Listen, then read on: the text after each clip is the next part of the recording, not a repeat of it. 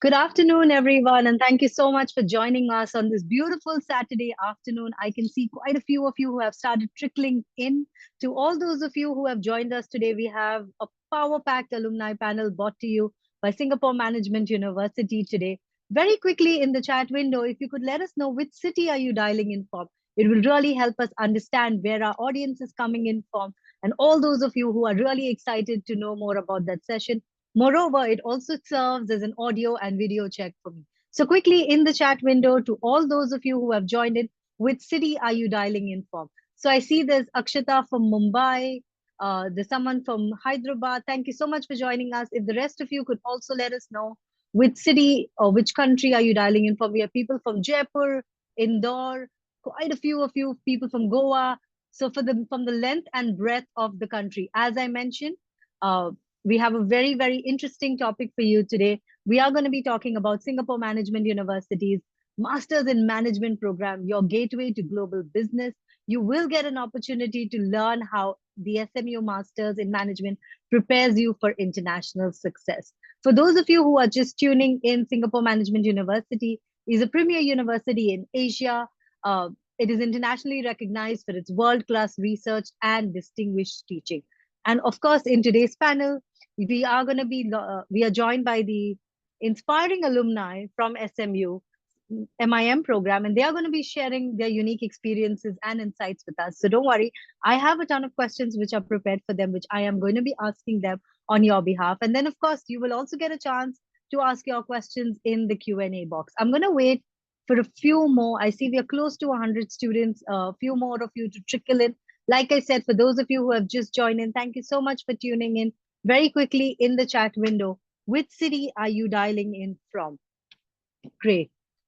Okay, good evening to you as well, Omkar. I'm going to do a quick round of introduction to the panelists, starting with myself. My name is Sabahat Hurzuk, and I'm an Associate Director with Seed Global Education. We are a UK headquartered company which facilitates interactions between top global universities like the one that we have with us today and prospective students like yourself, giving you a taste about the programs which are being offered by this university and helping you make those informed choices about your study abroad career. Joining me on the panel today, we have Marie, the admissions manager at Singapore Management University's Lee Kon Shan School of Business. Hi, Marie. Thank you so much for joining us. I'm sure it's a beautiful evening out there in Singapore as well. Thank you for having us, Sabahat. Welcome. So Marie has been with SMU since 2020, and she has been dedicated to championing postgraduate programs at SMU, guiding prospective students such as like yourself, explore their various options, and of course, helping you find the right fit. So if you are looking to get an admit, knowing more about the university, Marie is someone you should be getting in touch with. Joining her from the university is also Christy Liu. Hi, Christy. Hello, hi. Christy is the Senior Admissions Manager for General Programs, also at the Office of Dean at the Lee Kon Shan School of Business. Now, coming up very quickly to our distinguished alumni from SMU who have taken the time out to join us today for this panel. Firstly, we have Priyanka Rajgopalan. Hi, Priyanka. Hi, everyone. Thanks for having me, and it's wonderful to be here. Thank you so much, Priyanka. So Priyanka is a Senior Manager for Marketing and Communication, Asia Pacific at PwC. She leads communication for digital agenda across Asia Pacific with over 4 years at PwC. She's worked in strategic communications in India and in Singapore. She's also worked with a marketing consultancy in Chennai. So once again, Priyanka, thank you so much for joining us. Along with Priyanka, we also have Pranay Goyal, who's a senior associate with the CEO office at Lighthouse Canton. Thank you so much, Pranay, for taking out time from your busy schedule and joining us as well. Thank you so much. My pleasure. Thank you, Pranay. Pranay also holds a Master of Science in Business Administration from Singapore Management University. He was a leadership potential scholar. He's also completed an exchange program at London Business School with an experience in business development and consultancy. Thank you so much once again, Pranay. Last but definitely not the least, we have Anushka Mathur. Hi, Anushka. Hello, everyone. Good evening. Pleasure to meet you all. Thank you so much, Anushka, for joining us. Anushka is a digital strategist at Amadeus. She's previously worked in Merkel, Singapore. She has over 3 years of experience in digital marketing, media strategy, and campaign optimization. Anushka also holds a bachelor's in business administration from the University at Buffalo. So thank you to all our panelists for joining us. It's an absolute pleasure. I see we are close to more than 150 students in who are present in the webinar right now. Before we sort of get started, I'm going to quickly run my first poll question for today. On the screen in front of you is the first poll question. For those of you who are considering studying in Singapore, what excites you the most about studying in Singapore? Is it the world-class education institutes like the one that we have with us today? Is it the multicultural environment that you will get exposure to? Um, are the career opportunities in Asia something which is very, very close to you? Are you someone who's more keen on knowing more about the cutting edge research and innovation? Or is it all of these above factors which are really sort of pushing you towards studying in Singapore? So very quickly to all 170 plus of you in the audience, if you could let us know which of these following factors really excite you about studying in Singapore. What makes Singapore a top destination for you to consider for your study abroad options? I'm going to keep the poll running for a couple of more seconds, waiting for a few more of you to cast your votes before I sort of end it. So very quickly, let us know which of the following factors excite you about Singapore. And right after this, Marie is going to be talking more about the university, the programs, and the offerings that Singapore has, which will sort of help you understand why all of these factors are sort of important to you. With that, I'm going to now end the poll question and share the results on the screen in front of you. So 52% of the audience are looking at all of these above factors, which really makes Singapore a choice destination for them to study, closely followed by world-class education institutes and career opportunities. So thank you everyone for participating in the poll. I would now like to hand it over to Marie to get started with her presentation. Okay, thank you so much, Sabahat. Just let me know once you're able to see my screen, okay? Sure. Yes, Marie, you're good to go.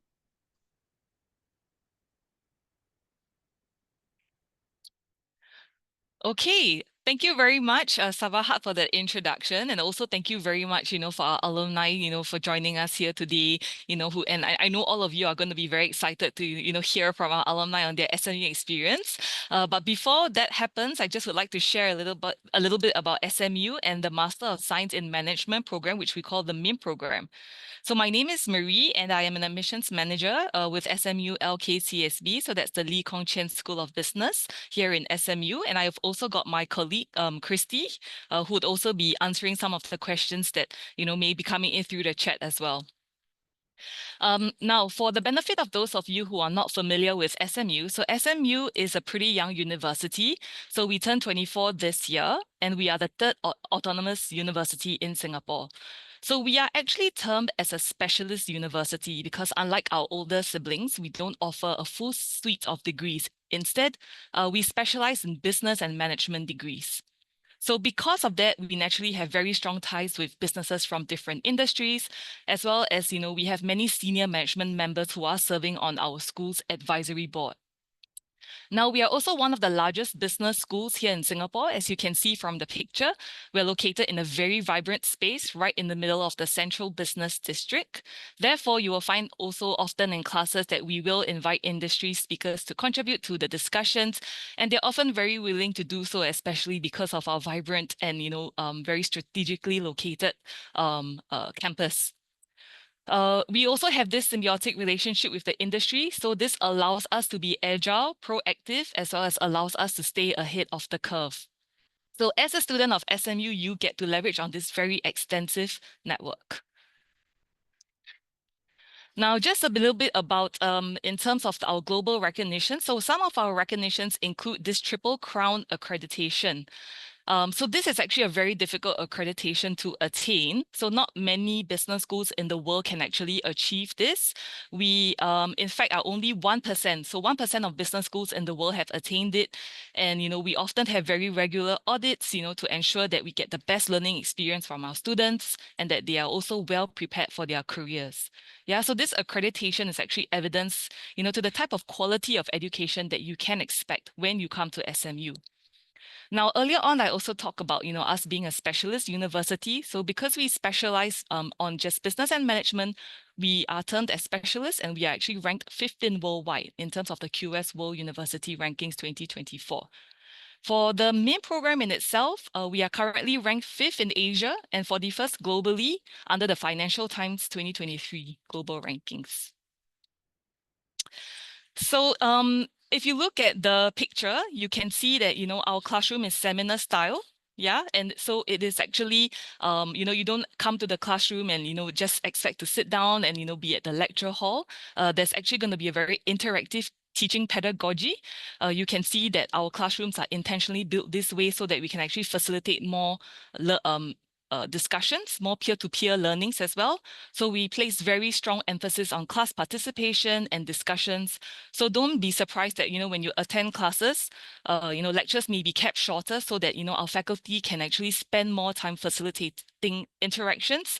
So what this does is it actually forces our students to think deeper and also to produce more stimulating conversations in the classroom. So just to let you know also that, you will be graded on things such as class participation, which can be up to 30%. And there will also be a lot of group projects. So this actually helps to train a lot of your soft skills. So I think that, this type of interactive teaching learning pedagogy actually helps to sharpen the skills in the that are necessary in the business world, such as presentation skills, communication skills, and project management skills.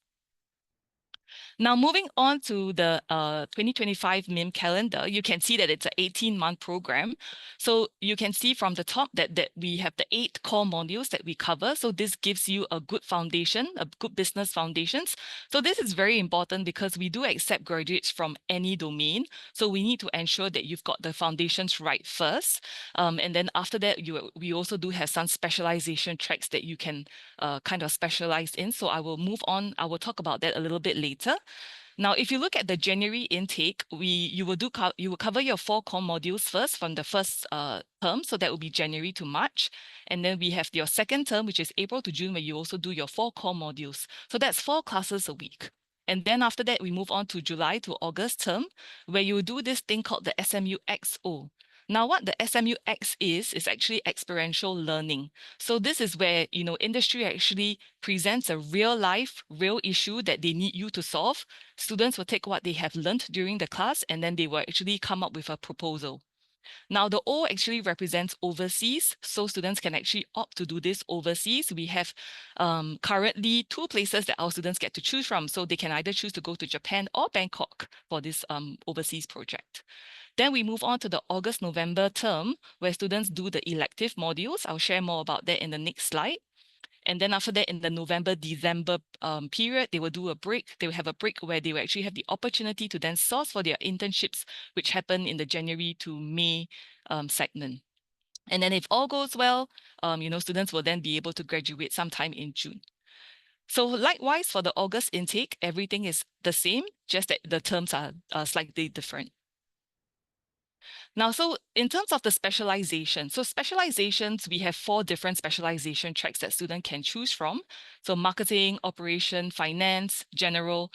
Now, the specialization tracks are purely optional, so you do not have to do it if you don't wish to. But if you would like to, then you'll just need to complete all 4 electives within the same track. Now, I think 2 things which are good about this electives is that we have 2 components, very important components that are embedded within the electives. So firstly, you can see that we have electives that focus on sustainability. So we have courses such as marketing in a sustainable world. We have sustainable finance. We have sustainable impact. And we also do have digital transformative courses, such as, your such as design thinking, creativity, and marketing analytics, digital marketing. So these are very interesting courses that our students can choose to embark on. Now, in terms of the overseas the exposure, so like earlier on, I mentioned that you have the SMU XO, where students actually get to, work on real life complex issues. They take what they have learned and then come up with a solution, to solve these problems. And then in terms of our overseas global exposure, so we do have quite a few exchange programs that are happening, which are going very well. So we have, exchanges with London Business School. We have IE from Spain. We also have from Hong Kong. So next year, we are actually looking at also further increasing these exchanges so that our students have more global opportunities when they join the main program. Now, in terms of our class profile, so it's a pretty diverse class profile. We have about 23 nationalities. The cohort comprises of about 242 students. Now, even though cohort comprises of 242 students, we do break this up into smaller classroom sizes, like we mentioned earlier, in line with the interactive teaching pedagogy. So you can expect to see about 50 to 60 students within your own class. So about 94% of our students are international students. And also because this is a pre-experience program, the average work experience is about 1 year. In terms of the age, it's about 24 years. So most of the students would be around this age group. And I think that this also, helps students to be able to bond. There won't be any generational gaps. And in terms of the average GMAT, it's about 670 for the previous cohort. Now, we also do have a very comprehensive, career services. We have a very dedicated career services team who will be there to assist you. So from the moment you join the program, they'll be reaching out to you, to provide you with things such as, professional development, one-on-one career coaching. We will send you for networking events. We will send you for job fairs. We also have our own dedicated SMU job portal called On Track, where students can go there to, look for internship and career opportunities. Now, in terms of the admissions requirements, so we will need you to have a bachelor's degree. So we accept bachelor's degree from any field. Now, a very common question that we get is, I haven't gotten my bachelor's degree yet, so I'm about to, complete my course. Can I still apply for the main program? Yes, you can still please proceed to apply for the program first. And then if you have been given an offer to the program, we will then expect you to provide us with the scroll before you actually join the program proper. Yeah. So do also give us a very detailed resume telling us of all your achievements, your accomplishments. Let us know a very good background of what you have done so far. We will also require you to produce essays, so 2 essays and 2 referees as well. So essays would be kind of for us to have a better idea of why you're deciding to pursue the program. Make sure that you are able to communicate clearly why you want to join the program, how the program can benefit you, and whether it is aligned with your career goals. In terms of the referees, we will also require you to provide us 2 referees, the contact details for 2 referees. So you don't need to ask your referees to write you any letters. What happens is that when you are putting in your application, you put in their contact details, and once you submit, an online form will be triggered to them. But with that being said, if you already have a letter of recommendation, you can also choose to upload that to support your application. So we also require an admissions test. So the aptitude test, if you don't have the GMAT or the GRE, we also welcome you to submit the SMU admissions test. So that's our very own admissions test. It's a 33-minute online test. It's a reasoning test. And if you are intending to take this test, you submit your application, and then we will guide you on how you can move on to take that test. Now, if your undergrad degree was taught in English, you will not be required to submit the TOEFL or the IELTS. So the TOEFL or the IELTS, the English test is only required if your undergrad degree was not taught in English. If it was, you can just skip this requirement. Then last but not least, if you are shortlisted, you will then have to complete the process with an online interview. So it's a 30-minute online interview where, we get to know you. So we just want to get to know you better, and make sure that, everything that you have sent us and supported in the application, is aligned with what you share with us during the interview itself, and just for us to make sure that you have the right program. Now, in terms of the application process, it's a fairly straightforward process, and it can happen pretty quickly. So once we have received your application and we have gotten all, the documents that we require from you, if there's anything missing, we will follow up with you closely, as well as in terms of administering the test, the SMU admissions test. After the test, after you've been shortlisted and you go for the interview, typically within 1 to 2 weeks, you should be able to hear from us on a decision on whether you have been given an offer to the program. Now, in terms of the finances, so it's an application fee of $100. So after today's session, we will actually be reaching out to you to provide a promo code that would actually waive this $100 fee. For the SMU admissions test, if you're interested in taking that, it's $125 per attempt. And if you are successfully given an offer to the program, you would have to put a $500 registration fee, and the tuition fee would be 54,500 Singapore dollars for the January 2025 intake and $59,950 for the August 2025 intake. Now, we also do have quite a few scholarships and financial aid which is available. You can see that those that are in black, meaning to say that, when you join the program, once you have been given an offer to the program, you are able to apply for as many scholarships as you think that you are eligible for those in black. And if you are successful, you will only be awarded one, and typically it will be the one with the highest tier. So for those that are in blue, the scholarships that are in blue, you don't need to apply for them, meaning to say that once we have received your application, we will review it, and if you're eligible, we will award you accordingly. If you're an SMU alumni, there is an SMU alumni discount as well, and the alumni discount is stackable with the scholarship. So scholarships are up to 30% of the tuition fee, so meaning to say that they come in tiers of 10, 20, and 30%. So applications for our January 2025 close end of this month. And if you're looking at the August 2025 intake applications open, okay, so they're already open. So if you're interested, please put in your application. If you would like to contact us, you can just scan this QR code. And if you'd like to stay tuned to our upcoming events as well, you can also scan the QR code to join us for further sessions as well. All right, thank you, Sabahat, over to you. Thank you. Thank you so much, Marie. That was very helpful. And I see quite a few questions that have started pouring in. I would request everyone in the audience to keep their questions going. We will be now starting with the panel discussion as such. Anushka, if I could have you on camera as well. I have the others with me here. Great. Thank you. Thank you so much. So while the questions are pouring in, let's get started with the panel questions for today.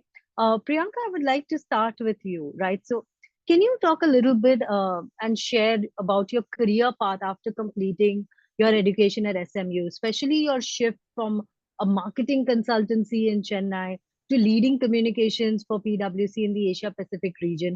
How did this how did this degree sort of prepare you for success in a global environment like PwC?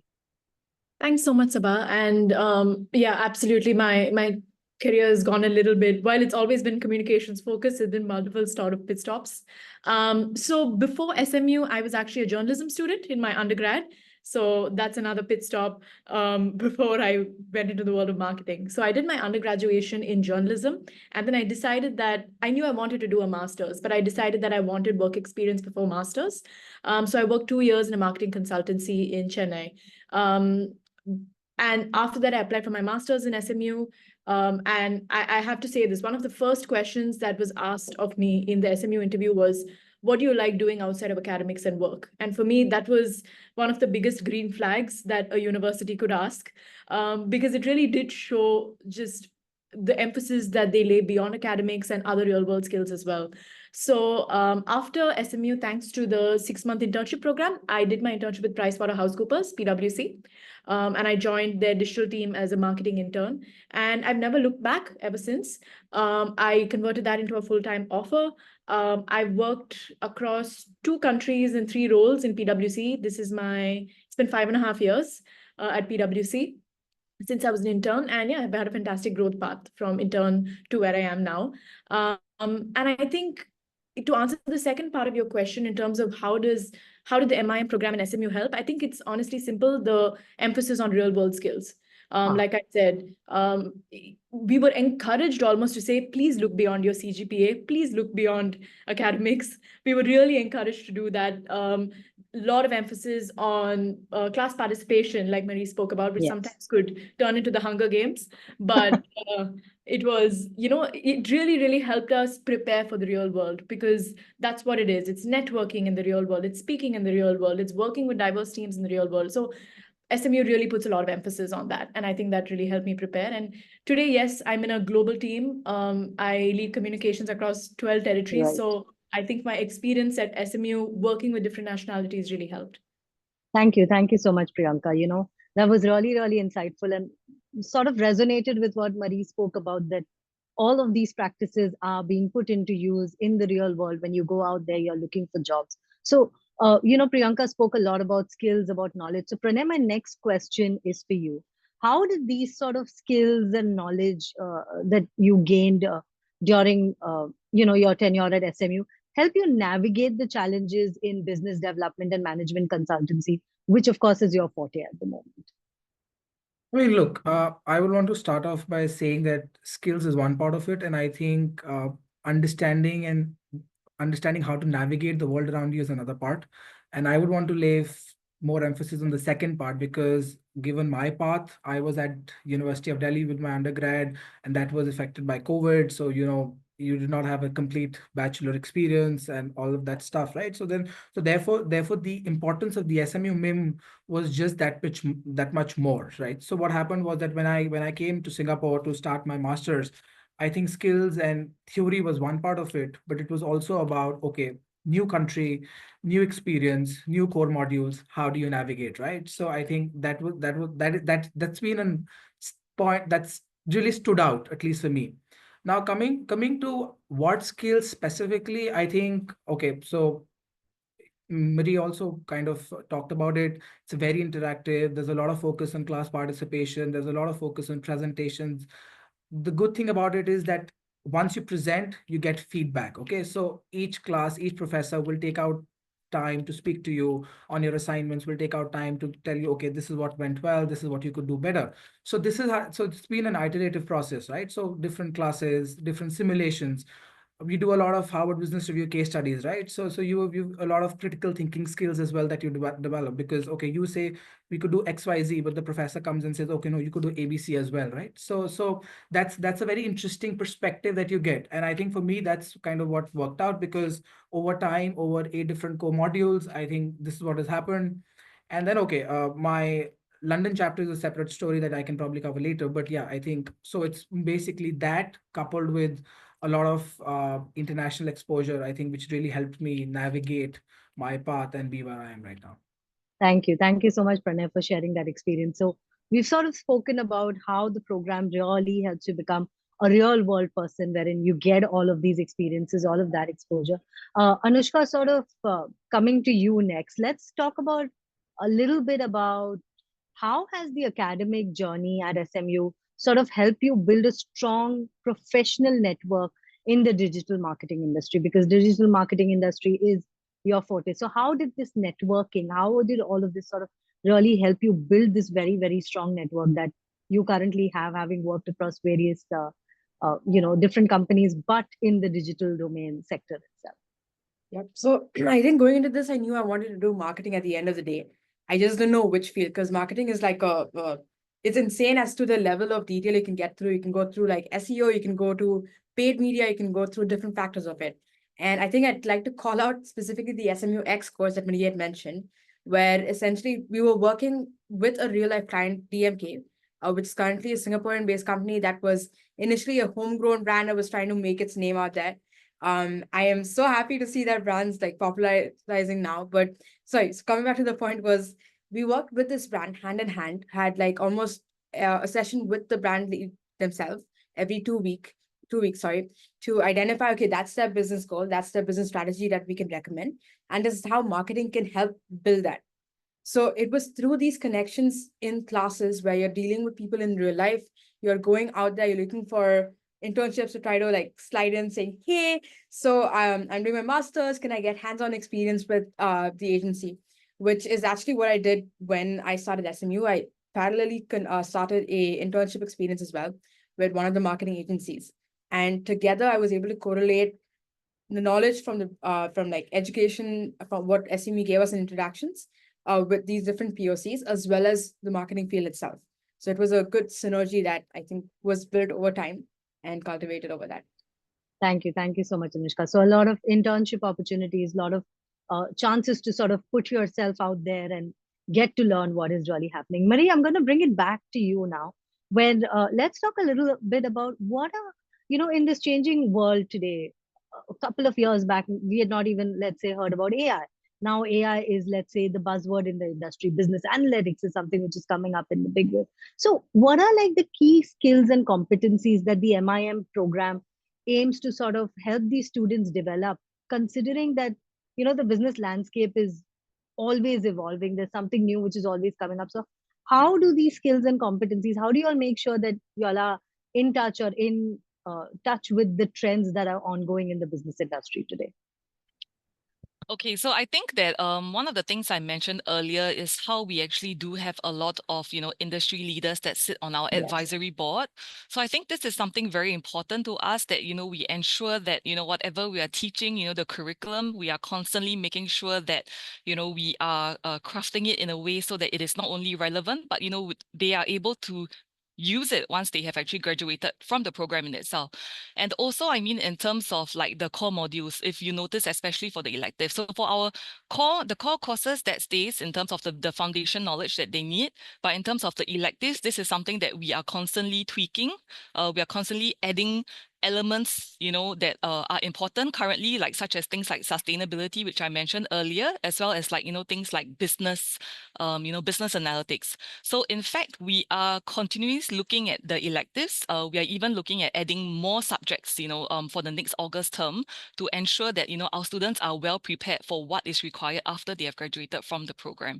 So I think firstly, that's very important, but also because of the whole SMU interactive teaching learning pedagogy, I think, like what some of, our alumni has said as well, we don't want to just focus on the academics, we want to make sure that we grow all those other skills that, we place a lot of emphasis on all the other skills that they can get, which will prepare them well as well once they have graduated.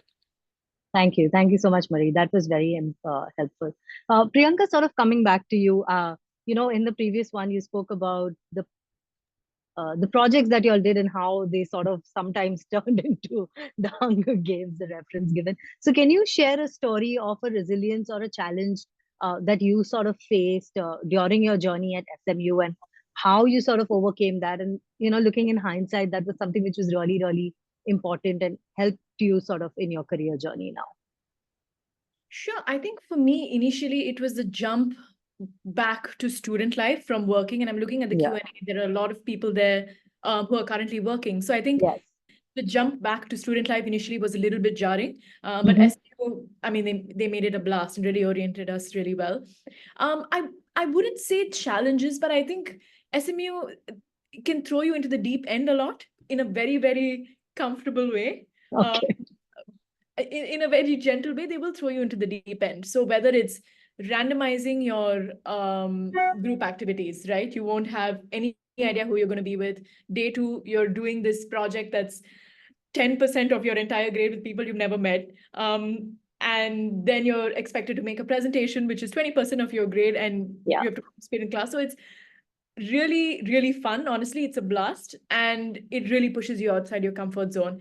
And genuinely, that relates so well to the job I'm doing now, because that is half my job. It's presenting, it's working with people globally, it's learning to, go past cultural barriers. So I would definitely say that has helped build a lot of resilience, and SMU does a fantastic job at that. And they really prepare you as well, whether it's mock simulations, mock case studies, interviews. They really prepare you for what's out there. The reality is Singapore is a small country, so it is quite competitive.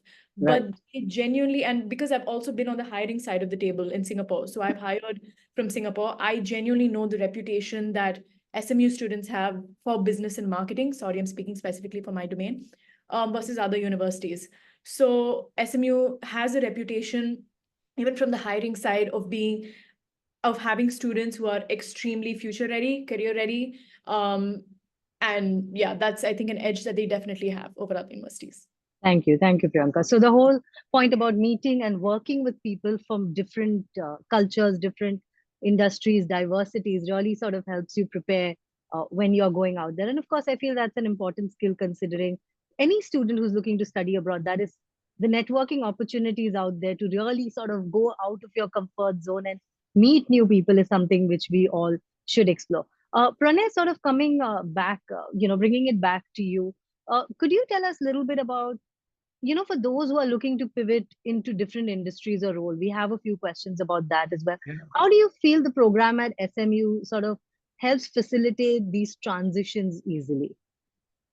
I think I'll start off with what I was asked during my SMU MIM interview, because that relates Please. a lot to this. So I think seventh or eighth question was, why do you want to do a master's in management, and why don't you do a master's in innovation and entrepreneurship, because that's another course that SMU offers. Right. So, and the reason I was asked that question was because eventually I want to get into entrepreneurship and all and do something of my own. But Right. the precise reason I wanted to do a MIM was exactly this, that coming from a political science and public policy background, business and getting that foundation as business was what I was looking for. And SMU MIM was the perfect course compared to say a master's in innovation or entrepreneurship. Why? So now precisely if you see the core modules span all your critical functions in a business, be it marketing, finance, be it accounting, be it HR, be it everything, right? So that's a very broad-based, very comprehensive sort of foundation that you get. And then obviously, if you want to go into something special, you can, because and that's what Mary was talking about, specialization, right? Right. So that's exactly how and why people can and should have the confidence to pivot after SMU MIM. I will also add that it's not the easiest to pivot, but it's not impossible. And given this foundation, I think Right. you're better placed and you're in a better position compared to a lot of people who are trying to pivot without what you have. So if I can put it like that, right? So yeah, I think that's an exceptional opportunity that you get here. And I mean, theory and courses and content is something that you can go on website and read as well. So I wouldn't want to take up time speaking about that. But what I would want to explain, or what I'd want to help everyone understand, is that, okay, courses are one, but how they're taught and what you take out of it is what is the X factor at SME, if I can say that. Correct. Thank you so much, Pranay. So obviously, while the curriculum is built in a way to sort of help you, prepare you for what's out there, it's how you make use of the opportunities which are also presented, which would help potential students get to what they are looking at. Anushka, coming to you, we've spoken a lot about and we've read a lot about, and we know for a fact that SMU is known for its international focus, diversity, culture, making people meet. How did this aspect of the program really shape your ability to work and succeed in a global business environment, especially in a fast evolving field like digital marketing, where there's constantly something new that is up and coming? Yep, I think I'm going to tap onto what Priyanka had mentioned earlier. It's a lot of your forced into a group with new people you haven't met. You've probably met them on day one. Next thing you know, you're in a group of 6 people who are working together for all of the courses in that semester. And it was amazing because you get to learn the different skill sets. Like, honestly, business analytics was not my forte. I had a teammate who was amazing at it, and I tapped onto her resources, like her skill set. And I learned how we can work together to achieve like different things. So she was probably focusing on business analytics. Others were focusing on different subjects, because it's all working together, seeing how we can get the result at the end of the day. And it's a lot about working together and facilitating that growth as a team, not just individual knowledge. Interacting in class, having that positive debates, I would say, getting into the, oh no, but you can have this perspective or this perspective, voicing your opinions. I think that's one thing that really, like SMU really facilitates.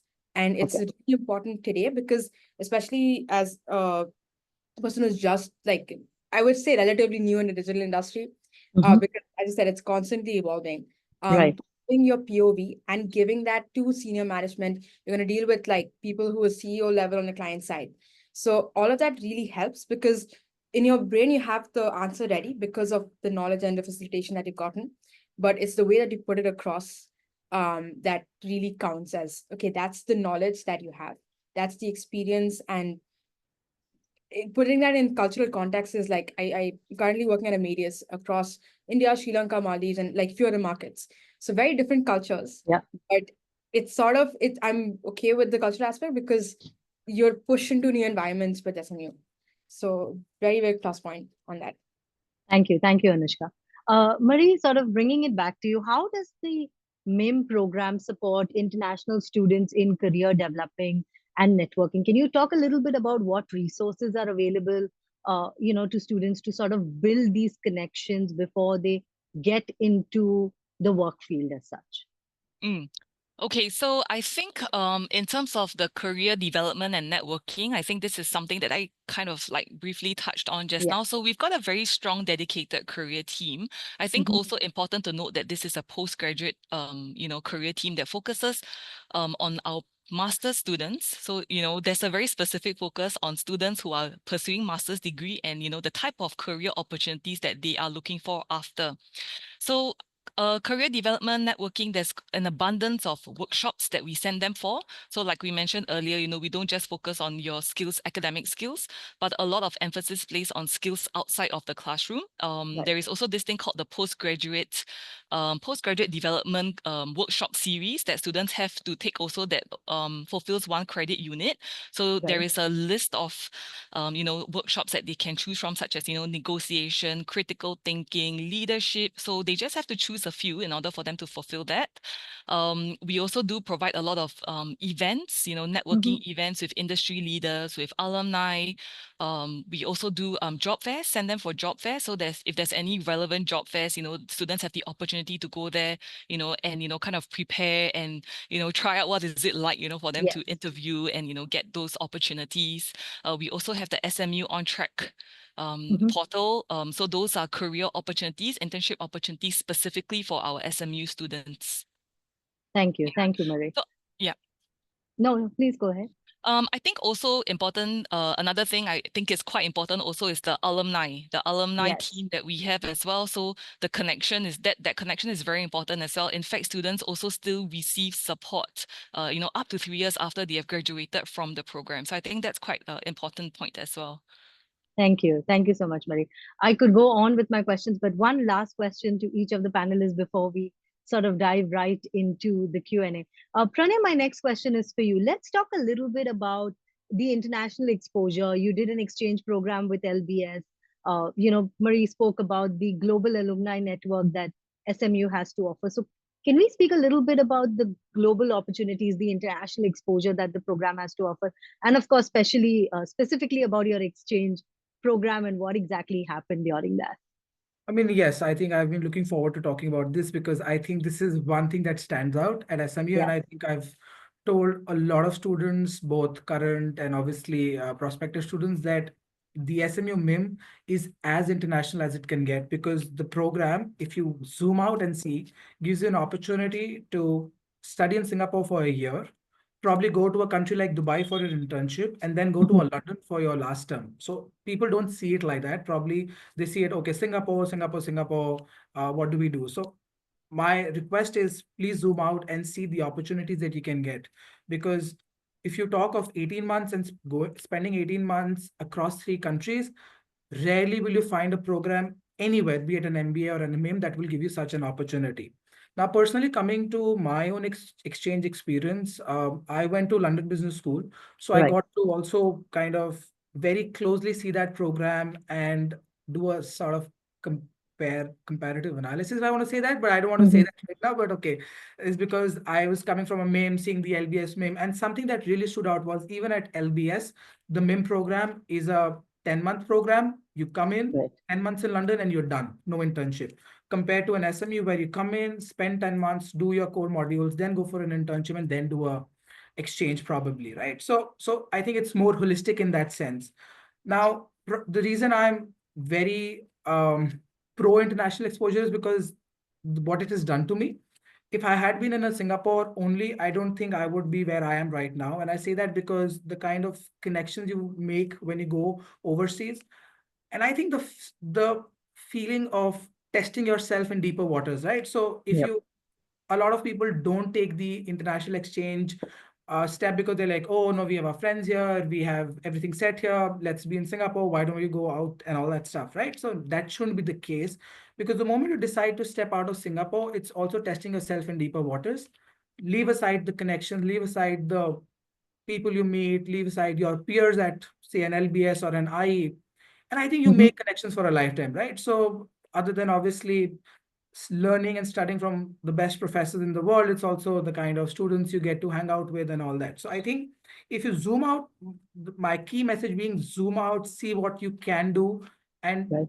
attack from day one. Because if you start thinking, oh, I need to go to Dubai for an internship only when your internship is a month away, you can't get to there, right? So Yeah. you have to be really on the go and really be on the balls the moment you come in, because that is something that I regret, because I only did not do as much as I could for my internship, and I was here in Mhm. Singapore. Had I known about the program so well like I now do, I would probably have gone for another stint outside of Singapore for my internship as well. Great, Pranay. Thank you so much for sharing that experience and, of course, giving those words of advice as well. Priyanka, bringing it back to you, building on to what Pranay sort of said, what are some effective networking strategies that you would recommend to current or prospective students, especially those who are looking at leadership roles? Oh, wow. How much time do we have, Sabha? 5 minutes tops, Priyanka. Okay, No, so no, go I on. did see a couple of questions about that in the Q&A as Yeah. well. And I'll just paint a really quick picture for those who might not know what we exactly mean by networking. So SMU gives you a lot of opportunities to speak to companies while you're in the program. So this could be by way of career fairs, which is, imagine a big exhibition hall with a lot of the top companies having their own booth in terms of speaking to you. You'll have recruiters, you'll have hiring managers there. There'll be hundreds and hundreds of companies. You'll have panel discussions. You'll have various different avenues. So the first thing that I would say is, honestly, it can be very overwhelming as well, these career fairs. Be strategic. That's the first Right. thing that I would do, right? Know exactly what you want out of a career fair or what you want out of a networking opportunity. And this is in terms of one, identity. If you want to, and this of course goes back to your objective of why you're doing a master's. If you, for example, want to have a job in Singapore after, identify those companies that one are in your domain, that are hiring international students. There are a few ways to know that. Sometimes it's a black box, but you can figure out some top companies do hire international students, etc. Right. Be strategic and in terms of which companies you want to target and really go all in. Number two, personalize, personalize, personalize. I cannot stress that enough. Hiring managers, recruiters, they speak to a lot of people every day. They get tons of emails in their inbox, and it cannot be cookie cutter. It does have to be personalized to the job. And this is something that I personally look for, is how well it matches the job description. So even when Right. I used to apply, I would almost copy paste the job description and I would see what transferable skills I had, but really personalize even in your pitches. And finally, I would say, and this is something that Anushka also mentioned earlier in terms of reaching out to people, right? It sounds a little weird when I say it, but be shameless.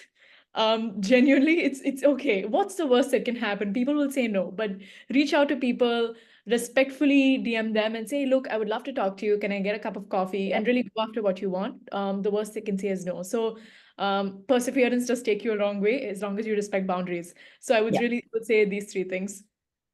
Thank you. Thank you so much, Priyanka. The takeaway, of course, is to go out there and network as much as possible. But like Priyanka said, in a very, very respectful way, keeping your boundaries in check. Anushka, my last question for you before I sort of end the panel discussion for today. What advice would you give to applicants looking to join SMU? How can they sort of make the most of their experience while they're Okay, okay. I know we have like 3 minutes approximately. there? Go ahead. Okay, let me try to summarize this. Basically, just put yourself out there, even if you're an introvert or an extroverted personality, go for it. The worst that can happen is things don't pan out the way you planned, but there'll be something good coming from it. It's a safe haven. You can do things, you can explore whatever you wanna try. Be vocal. Yeah, I think I'm trying to summarize this, trying not to extrapolate a lot. But it is, yeah, just key messages, put yourself out there. Be it like looking for internships very early on, as Pranay mentioned, is very important, not just before the period starts. Yes. Yeah, that's a Thank very, Yeah. yeah. No, go ahead. You can drop in some more hints if you wish. Hints. I think, yeah, just enjoy class, use the resources that we have. We have an amazing faculty who gives us that hands-on learning, which is super important. Because sure, theory knowledge is good, any university can provide it. But SMU's cutting edge factor is that it gives you the hands-on experience. You don't just learn things that, oh, this is the theory, this is the policy, whatever. It's how do I implement it? It's thinking out of the box. Right. I want to sidetrack to one of the courses, which was design thinking, where the course was literally, we had whole of Singapore open. It was essentially like a food court kind of a thing where we call hawker centers here. And it was how we can make the space more efficient or effective. And it was a generic description. You can literally go anywhere you want to go. But we went into, okay, how do we optimize the space, make it more efficient so there's a higher footfall, more people walking in, more revenue, more profit for all of the food court places. So it's thinking out of the box. And I think that was one of the fun last courses that we had through the resource. Thank you. Thank you so much, panelists, for answering all of these questions. The Q&A box is buzzing. I'm going to head there now. Marie, my first question, a lot of questions are sort of revolving around this core theme. So let's get that out of the way and talk a little bit about what is the minimum and maximum years of work experience required for an MIM program specifically. Yeah, I was looking through the questions as well, and I was thinking, Yes. okay, this is a question that we definitely, Yes. these are questions we Yes. definitely have to address. So Yes. the SMU MIM is a pre-experience program, so meaning to say that we do not expect candidates to have any work experience. Yeah. Okay. So meaning to say that you can be a fresh graduate, you don't even have to have completed your undergrad yet. You can be completing it. You just need to let us know when you're completing it. You can actually start your application first. And then, you know, in the process, you can then, you know, once you have completed your studies, you know, give us the relevant degree scroll and transcripts that we require. The average work experience is 1 year, but we accept up to 2 years of work experience, meaning to say that if you are anything above the 2 years of work experience, then we would typically encourage you to then apply for the MBA program. So for our SMU MBA program, that's a minimum of 2 years of work experience for you to be eligible for that. So anything more than that, then you will not be eligible to apply for the SMU MIM. Okay, great. Thank you so much. I hope that answers quite a few of your questions, which came in around a lot of, I have so many years of work experience, what do I sort of do? So that's your answer. If it's less than a year or so, then you can go for the MIM. Anything more than that, please do check out the MBA options, which are also available by SMU. I think that would sort of be your best bet. Coming to a little bit more, Maria, on the lines of the GMAT and GRE, are those mandatory exams for the admission process? What is an alternative for students?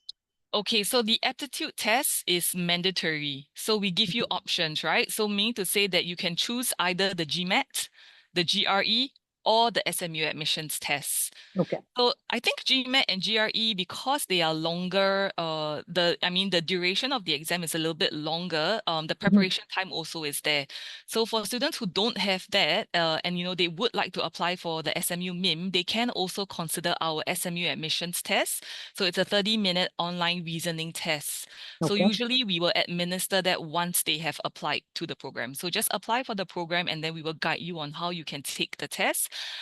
Typically, students take about 1 to 2 weeks to prepare for the test. So it's a very streamlined test. Great. Thank you. Thank you so much, Marie. The next question, I'm going to keep it open-ended. Of course, the alumni also, please feel free to sort of chip in. There's someone who wants, Mahir, who's asking about, can you elaborate a little bit more about the support provided by the career services team at SMU?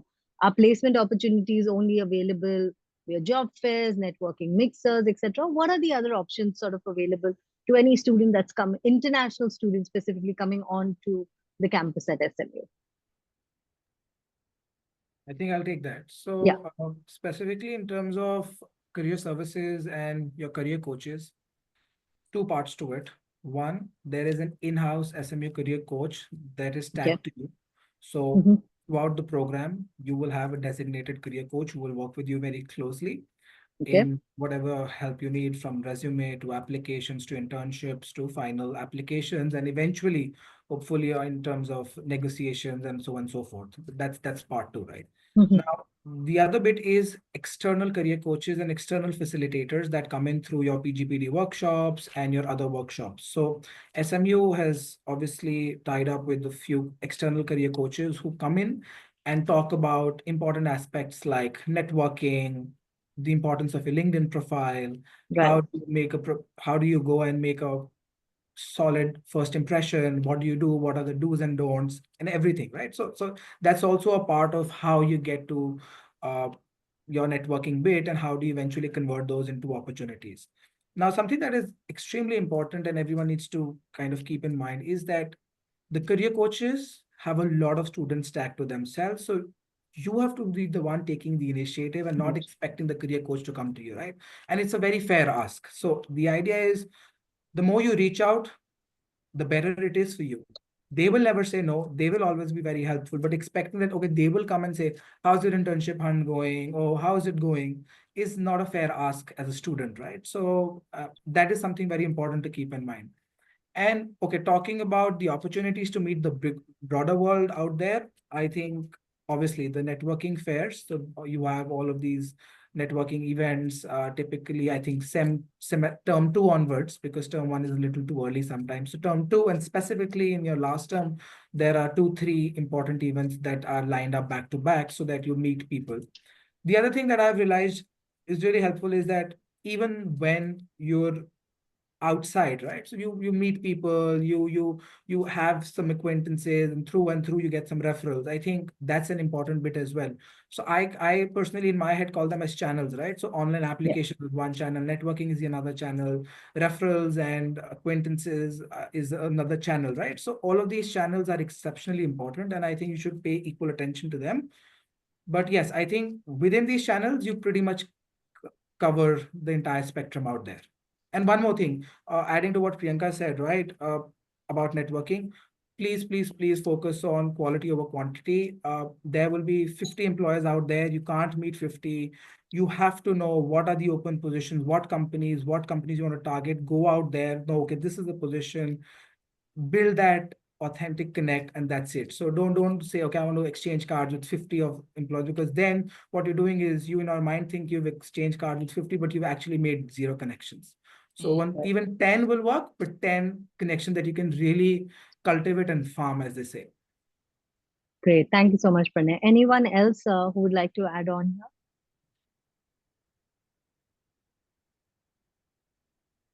Okay. No, Yeah. I think I covered it all. Yeah, thank you. Thank you so much, Pranay. So obviously, a lot of opportunities which are provided by the university, if I have to sum it up, but be proactive in what you're doing. Know exactly what it is that you're looking for and do your homework basically and be ready for what's out there is what would be a key takeaway, right? Coming back to the next question also, which a lot of students have sort of asked, can we speak a little bit more about the stay back option available in Singapore for those who pursue a master's program from SMU or an MBA? Marie, would you like to take that up? Sorry, as in the question was stay back options in Stay back Singapore. options, yes. So as in Visas, once they are done, let's say with their graduation, Mm. do students typically have a chance to stay back and continue working in Singapore? What are the rules which are there towards the visa processes, etc.? If you can speak a little bit about that. Definitely. I mean, I think in terms of the recent graduation stats that we were looking at for 2023, they were really encouraging.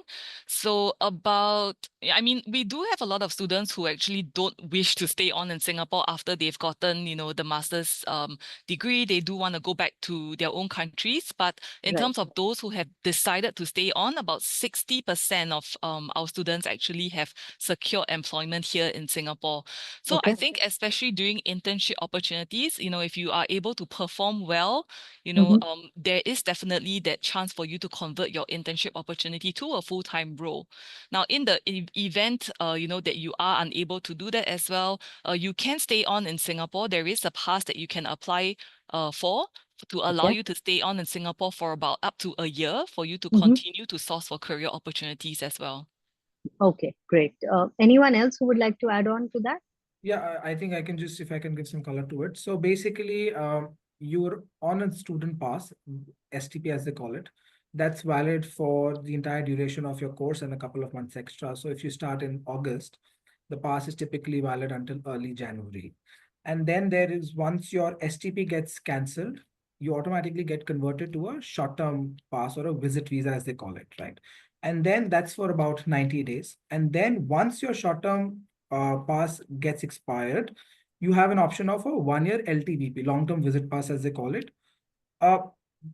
All of these passes don't allow you to work, but they allow you to stay in Singapore. So something that everyone has to be mindful of is, okay, you can keep sourcing opportunities, but you can't work if you don't have a valid work pass, as they call it. So now there are different categories of work passes and so on and so forth, like an SP or an EP, employment pass, as they call it. So it's important to be clear that, okay, you can, and also, by the way, you can work on your student pass up to 16 hours a week. That's the MOM prescribed limit. So a lot of people do want to work part-time when they're studying as well. So that the limit is 16 hours a week there. And once your STP gets cancelled, you need a valid work pass to work in Singapore. And if I could just add on to Sure, that, please. I think just one piece of advice that I would say is be aware of the constantly changing economic landscape of any country you're applying to. Because even employment passes and S passes, and it's amazing to see that it's bounced, with what Marie's saying, that it's bounced back after the pandemic, touch wood. But there are constantly changing criteria, constantly changing benchmarks in terms of salaries that you need to acquire to be eligible Right. for these passes. So just stay on top of it, just keep it at the back of your mind. And just go in with a little bit of that knowledge. It'll help you be a lot more strategic in your networking and search. Correct. Right. So while there are options available, just be conscious of the changing visa rules, which of course happen across all international countries. So be aware of that. You don't want to be in a position where you're overstaying your visa or doing something which is not sort of the right way. Great.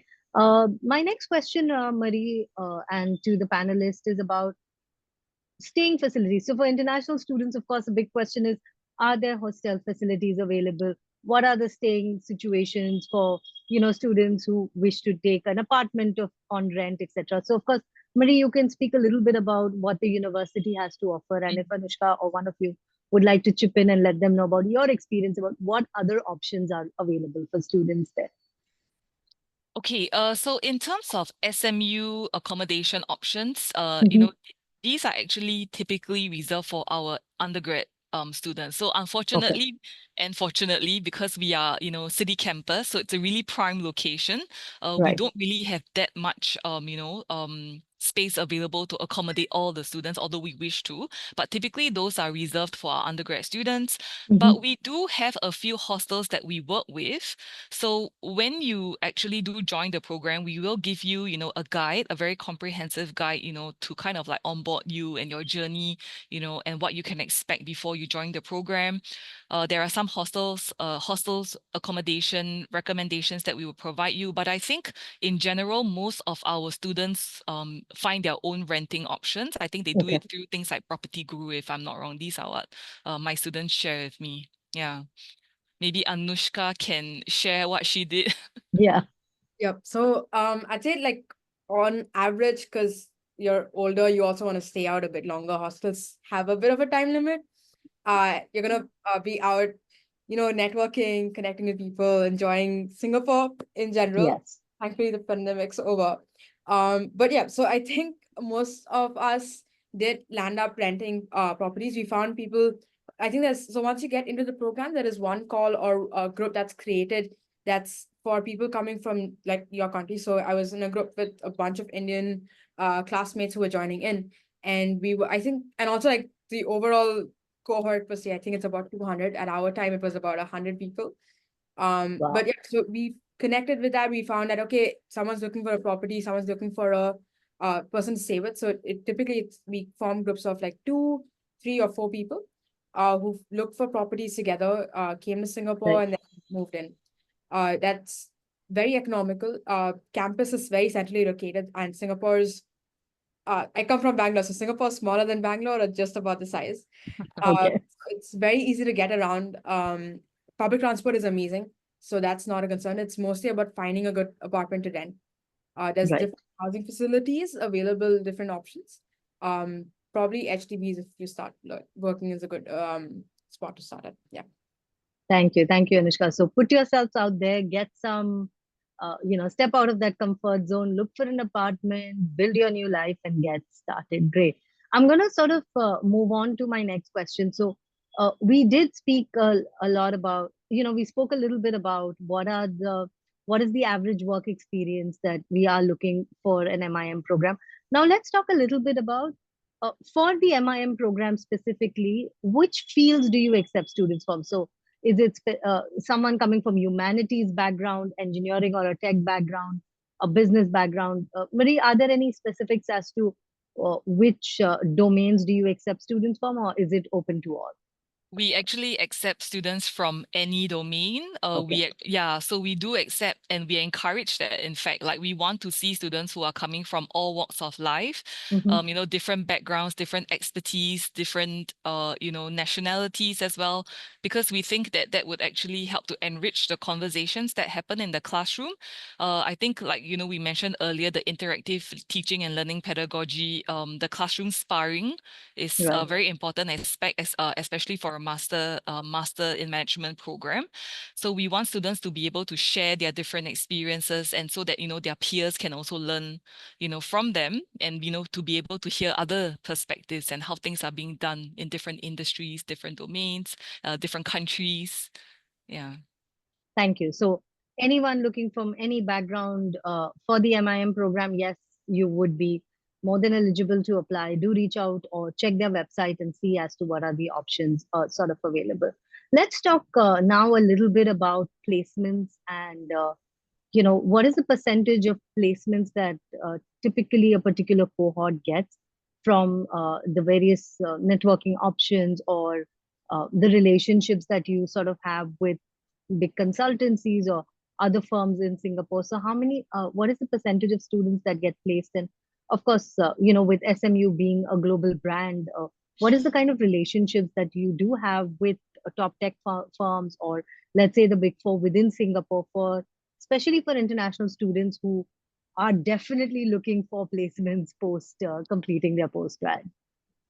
I think because the program actually emphasizes a lot on the practical aspect, we also focus a lot on the networking opportunities and the skills developments that aligns Mhm. well with, demands from each of the industries. I think also because we are a general management program, right? So Right. if you look at our employment statistics, you would see that our students actually go into very varied industries. There isn't like a specific industry that I would say stands out specifically. Mhm. The numbers also do vary from year to year depending on Right. interest and demand of that particular industry. But I would say that I did see a question earlier on, what's the percentage of students that go Yes. into Yes. Yeah. consulting specifically? This usually ranges, between 7 to 12%. Mhm. So that varies every year. There isn't like really, we don't see any specific area that shines more than the other. And yeah, from year to year, we just see these numbers fluctuate, but we can see that it's evenly spread out across industries. I think also because of the skills that you do get from the program itself. Right.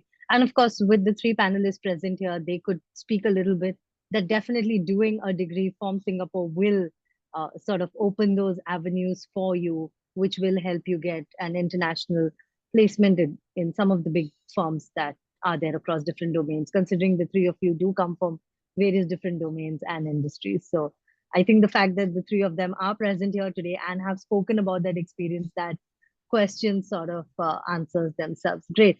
Christy has been kind enough to keep answering a lot of questions as we go along. Thank you so much, Christy. There is one specific question that I did want to sort of take on to the panel. Marie, if you could, and of course the rest are more than welcome to sort of contribute. Can you speak a little bit more or explain a little bit more about the incubation and startup options which are available for young entrepreneurs at SMU? Okay, so I saw that question and I was wondering whether that was specific to the main program. Yes. It was specific to the main program. Yeah. Okay. So in SMU, we do have this institute called the SMU IIE. So Okay. it's the Institute of Innovation and Entrepreneurship. So in fact, they have an incubator program, which, our students actually have access to and they can actually apply for. And if they are successful in the application, so there is an application process, there's criteria that they need to look at. If they are successful in that, they actually do receive quite a bit of support from the IIE. And in fact, if the project takes on, they can even also be eligible to get the entrepass thereafter once they have actually gained a successful project. Okay, great. Another, yeah, sorry. Okay, please. so in terms of startups, there is a lot of you have a lot of options to work with startups as well, right? So the startup scene in Singapore is very buzzing, given that a lot of companies want to have an APAC presence, want to have an APAC headquarters. A lot of startups are based out of Singapore, so that option should remain a very important option when you look for employment, because typically sometimes the bigger firms have their own set of issues which startups don't, right? In terms of, if you go deep into the Compass framework, if you are a company with less than 25 employees, there are additional benefits that you get for your company related points. So my point being that a lot of startups are a good option for you to work with. I worked with a startup as well, and I interned with a startup, so in Singapore. So the idea being that sometimes you get to learn a lot from startups in a role that probably expands what it says, but compared to a conventional role where you're doing this and that, but startup you get to do a lot, and it's a very small team, right, in a typical startup. So yes, I think that's a good option that students should consider, both for internships as well as for their final employment. Great. Thank you. Thank you so much, Pranay. Before I sort of take the last question for the evening and let you go, to all the panelists, if you all wish to drop your contact details in the chat window, for anyone who wishes to connect with you, please feel free to do so now. The students will be able to access it and get in touch with the university or with any of you. Of course, it's optional, so feel free to do that. My last question, while Alicia has asked a very specific question, I'm going to make it more generic so that everyone can sort of benefit from it. Priyanka, if I could sort of direct this to you, because we've spoken a lot about projects at the university. Can you guys talk a little bit about what are the different projects that are sort of available, or which students would sort of get to do while they are doing their MIM program at SMU? Sure. So, honestly, the projects can range depending on the subject. But one thing that I can say, going back to the very first point I made, was they'll all be very, very rooted in real world business problems. So it could span from, as Anushka spoke about, the SMU X, where we had a digital marketing course where we had to create a digital marketing strategy for a company. And it was on the first slide of Marie's presentation, Zenson. And that was my cohort. So we had to create a digital marketing plan for them and present it to the client. So it could range from that. It could range from Harvard Business HBR case studies that have to solve in various things, even accountancy, something that can be told can be perceived as a dry subject, has, they'll give you a real world problem to solve with that. So these are some of the projects that are there outside of SMU as well. Like Pranay mentioned, you can also work 16 hours, work part-time, get some exposure outside of SMU and see what the Singapore landscape is like even before you get into your main internship. So I would say these are some of the projects that we have. I think they were all really fun. I would really summarize it as really fun. Like Anushka said, I really enjoyed the design thinking one as well. So they really push your boundaries. Yeah. Great. Pranay, Anushka, anything that you guys would like to add to this? Okay, I think I'm gonna go first because I realized Pranay didn't unmute. But okay, so I think kidding. But yeah, so I think this is a good example of how SMU helps do that connection within our cohort itself, because we have people coming from different backgrounds. Like my cohort had a lot of Chinese nationals, European, a lot of different cultures and diversity that they bring to the table. So definitely overall exposure wise and what we can get from the program, maximize it as much as you can. The part-time internship and working and studying together at the same time is a fun option. but just start very early on and be ready, because I did that for the entirety of the coursework, and it was deciding between hanging out, studying, or working. So just be ready. It's going to be an interesting mix and combination, but a lot of people have done it, and I've done it myself. It's a very fun thing to begin with. Thank you. Thank you so much, Anushka. Pranay, anything that you would like to add? I think yes. I think to sum it up all, break this journey into three things, three parts. First, assess and decide, okay, if I'm applying, why am I applying? Get to the application bit, get into the program. That is part one. The moment you get into the program, part two begins, which is, okay, how do I plan my journey? What internship do I want to do? What areas do I want to explore? It doesn't mean that you need to know everything, but you should know, okay, this is what I want to explore, and then plan your 18 months ahead. Okay, this is what I want to do, this is what I want to do, and so on. And then part three is, okay, after you've got a role, because part two also means getting a role. Part three is, okay, now I've got a role, how do I establish myself in the role that I am in, be it in Singapore or be it in another country? So I think three things, go step by step, and I think you should be very good. Thank you. Thank you so much. So, with that, I know all of you have dropped your details into the chat window. Thank you so much for that. I have also taken the liberty to drop the application fee waiver code for everyone attending today. SMU University is offering an application fee waiver code, which is in your chat window. So please feel free to use that during your application. With that, I would like to thank all our panelists. Thank you so much for joining us. It has been a wonderful experience interacting with all of you, getting to learn, especially about the three of you and your experiences. And of course, for Marie, more about the university and what it has to offer. And to all of you lovely participants for joining us on this beautiful Saturday afternoon. Happy weekend to all of you. And I look forward to staying in touch with you. Have a great weekend. Bye. Thank you. Thanks, everyone. Thank you. Bye. Thank you.